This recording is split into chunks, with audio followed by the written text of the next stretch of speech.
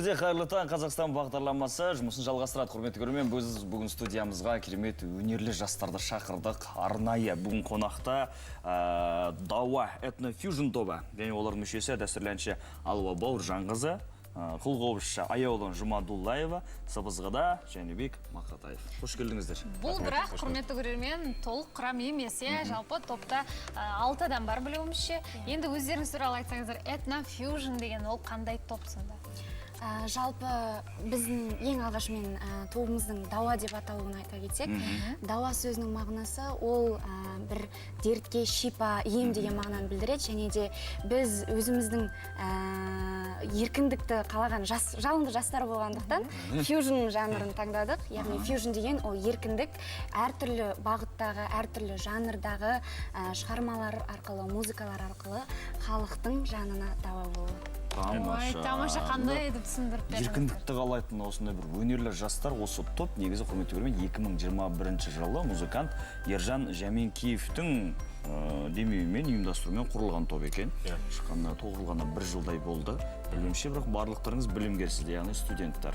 Консерваторияда оқисыздар. Осы жұмыспен, концертпен, гастрольмен, енді қазақ болған тойда бар шығар, ортасында осы оқумен кедергі жоқ па? Қалай болып жатыр жалынды жастар? Ол негізі қиын емес, өйткені біздің өзіміздің музыка еркіндік болғаннан кейін өзіміздің сабағымызды да алып жүре аламыз, және де өзіміздің шығармашылығымызды, өнерімізді де алып жүре аламыз. Жалпы жақсы көретін іске уақытты бөлу аямайсың ғой. Уақыт аямайсыздар. Енді өздеріңіз туралы айтып жатырмыз. Біле білсек, Жәнібек, сіз өзіңіз қолдан аспап жасайды екенсіз. Қолыңыздағы аспапты өзіңіз жасаған екенсіз. Иә, бұл мен жасаған сыбызғым. Жалпы мен сыбызғы жасаймын, састырмай және қазақтың біраз ұлттық аспаптарын жасай аламын. Маған Лақия Азамат деген ағам үйреткен, содан бері осылай аспаптар жасап үйренгім. Және де сіз осы топтағы мультимузыкант дейміз ба? Қалай айтамыз, мультиинструменталист деймін. Барлық аспапта ойнайды екенсіз? Жалпы мен ғана емес, осы ортада отырған қыз-жігіттердің бәрі ойнайды. Сіз өзіңізді айтыңызшы, неше аспапта ойнайсыз? Жаңа қыздар мақтап қойды да сізді енді білгіміз келіп тұр. Негіз көп, осы шаңғобыз, домбыра, барбыт, шертер.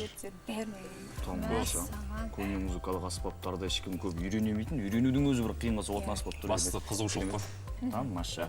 Енді қай курс оқимыз негізі? Біз барлығын, мен жеке өзім халық әні кафедрасында 1-ші курсты тәмамдадым, биыл 2-ші курсты жалғастырамыз. Тамаша. Мен де 2-ші курсқа енді түсем, мамандығым сыбызғы. Түсем ба, жалғастырамын ба? Жалғастырам. Мен биыл магистрға тапсырдым өзімнің университетіме, сол консерваторияға. Берсе жауабын күтіп отырмын. Енді жақында клип түсірген екенсіздер, Мәди Қайырбек деген режиссермен бірге Ахау деген әнге клипті қалай түсірдіңіздер? Жалпы клип түсіру негізі оңай жұмыс емес сияқты ғой қазір. Иә, жалпы біздің ерекшелігіміз, біз барлық әнімізді, шығармаларымызды, осы алғашқы шыққан 3 әніміздің авторы өзімізбіз, яғни әуен өзіміз шығарамыз, және де өзінің ақын ағаларымыз сөзін жазып береді. Енді клипқа келетін болсақ, өте аяқ асты қабылданған шешім болатын. Және де ерекшелігі біз ең алғашқы рет ашық алаңда, яғни далада, жанды дауыста орындалған лайф түріндегі клип болатын. Бейнебаян. Яғни ешқандай сюжетсіз біз халықты Арбатты білесіздер ғой, халық жиналатын жер. Арбатқа шығып, кәдімгідей халықтың алдында өзіміздің өнерімізді сол жерде көрсеткенбіз. Сол жерде көрсетіп, сол жерде түсірді. Сол жерде түсірді. Яғни жанды дауыстағы концерт ретінде болған. Ерекше бейнебаян. Ал неге Ахау әні? Кім таңдады оны? Енді өзіміздің алғашқы әніміз болғаннан кейін, сол бірінші ән. Иә, алғашқы әнімізге осындай практиканы сіздер сонда әрі композитор болып тұрсыздар ма? Иә. Продюсер бар ма осы, мен сұрайыншы? Продюсер бар ма? Иә, әрине Ержан ағай біздің. Ержан ағай сіздердің продюсерлер. Продюсеріміз де жетекшіміз де. Және де қателеспесем 2018 маусымда өздеріңіздің алғашқы жеке концерттеріңіз беріпсіздер. 2018. Ол 18 маусымда деймін. Иә. Енді дайындық барысын қалай өтті, және де концерт беруге әлі ерте емес па? Қанша үшем бар дедіңіздер Қоржында? Бір жылдың ішінде осындай бір концерт. Ол да бір қызық жағдай болды. Ол да аяқ асты болып кетті. Иә. Жалпы біздің Ержан ағай арқылы біз тәуекел жасауды үйрендік. Ол кісінің әлі де қайраттылығына, табандылығына, тәуекел жасауына таң қаламыз. Өзі де таңғалып жүрген жоқсыз. Алтауыңды сүйреп жүрмін деп ойлаған шығар мүмкін.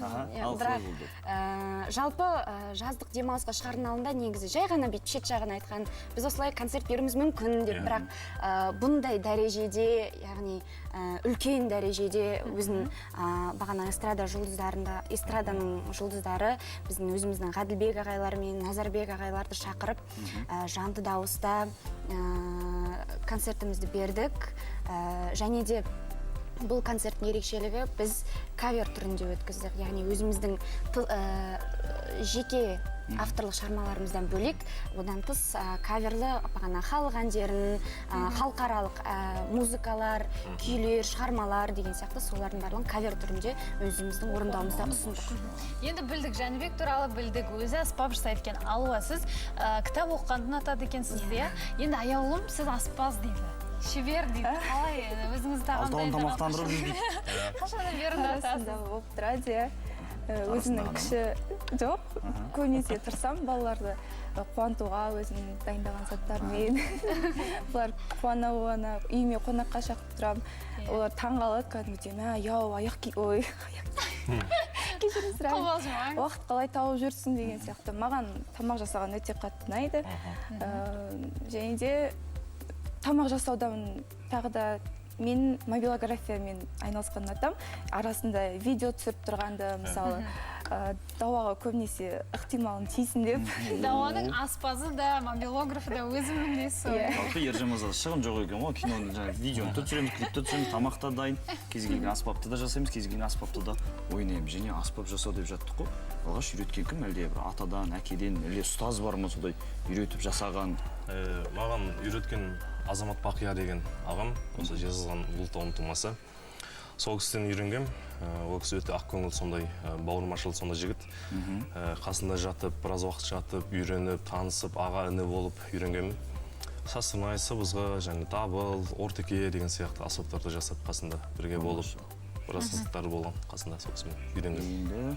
Енді қыздар, жігіттер, әңгімемізді бөле тұрайық. Осы жерден қазір осыдан кейін өнерлеріңізді тамашалайтын боламыз. Ал құрметті көрермен, дәл қазір Алматы қаласындағы, Алматының зообағындағы салперін туралы, бұл қандай жануар екен, осы туралы бейнематериалымыз бар, көрейік.